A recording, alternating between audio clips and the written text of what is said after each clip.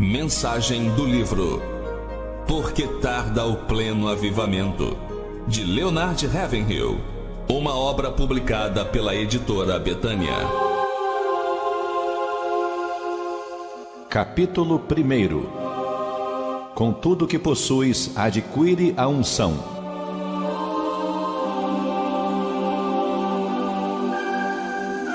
Na igreja moderna, a reunião de oração é uma espécie de Cinderela. Essa serva do Senhor é desprezada e desdenhada, porque não se adorna com as pérolas do intelectualismo, nem se veste com as sedas da filosofia, nem se acha ataviada com o diadema da psicologia, mas se apresenta com a roupagem simples da sinceridade e da humildade, e por isso não tem receio de se ajoelhar.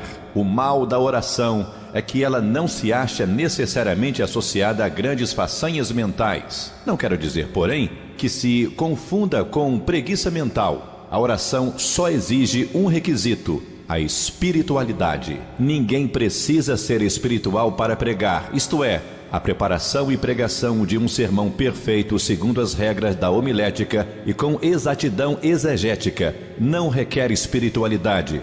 Qualquer um que possua boa memória, vasto conhecimento, forte personalidade, vontade, autoconfiança e uma boa biblioteca pode pregar em qualquer púlpito hoje em dia. E uma pregação dessas pode sensibilizar as pessoas, mas a oração move o coração de Deus. A pregação toca o que é temporal, a oração o que é eterno. O púlpito pode ser uma vitrine onde expomos nossos talentos. O aposento da oração, pelo contrário, desestimula toda a vaidade pessoal. A grande tragédia de nossos dias é que existem muitos pregadores sem vida no púlpito, entregando sermões sem vida a ouvintes sem vida. É uma lástima. Tenho constatado um fato muito estranho que ocorre até mesmo em igrejas fundamentalistas: a pregação sem unção. E o que é unção? Não sei, mas sei muito bem o que não é ter unção, ou pelo menos sei quando não estou ungido.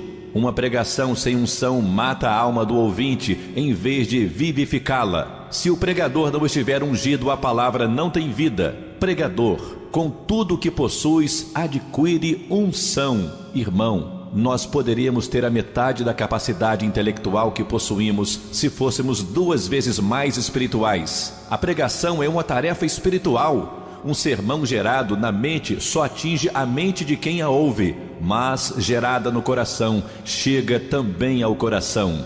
Um pregador espiritual sob o poder de Deus produz mentalidade espiritual em seus ouvintes. A unção não é uma pombinha mansa esvoaçando a janela da alma do pregador. Não, pelo contrário, temos que batalhar por ela e conquistá-la. Também não é algo que se aprenda, é bênção que se obtém pela oração. Ela é o prêmio que Deus concede ao combatente da fé que luta em oração e consegue a vitória. E não é com piadinhas e tiradas intelectuais que se chega à vitória no púlpito, não. Essa batalha é ganha ou perdida antes mesmo de o pregador pôr os pés lá.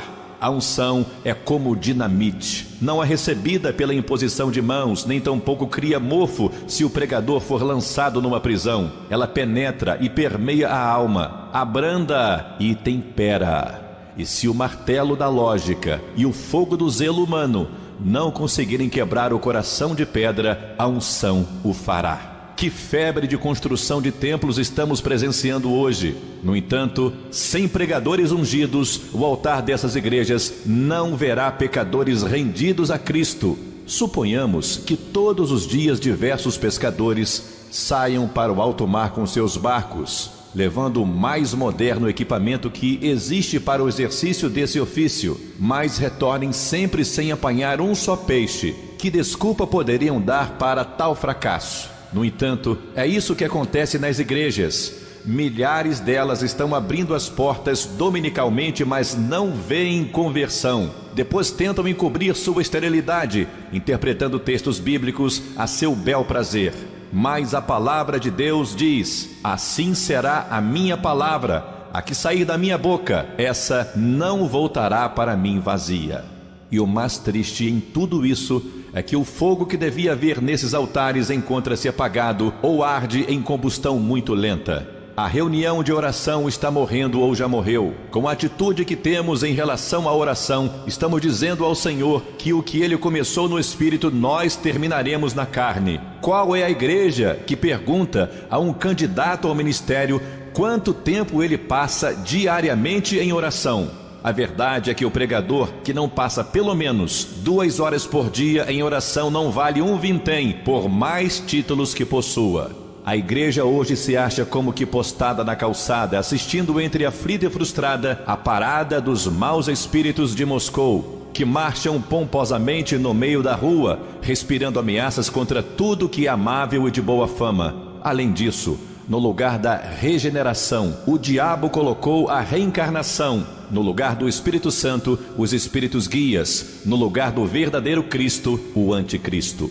E o que a igreja tem para contrapor os males do comunismo? Onde está o poder espiritual? A impressão que se tem é que ultimamente uma forte sonolência tomou o lugar da oposição religiosa nos púlpitos e também nas publicações evangélicas. Quem hoje batalha diligentemente pela fé, que uma vez por todas foi entregue aos santos, quem faz isso? Onde estão os combatentes divinamente ungidos de nossos púlpitos? Os pregadores que deviam estar pescando homens, parecem estar pescando mais o elogio deles. Os que costumavam espalhar a semente, agora estão colecionando pérolas intelectuais. Imagine só, semear pérolas num campo.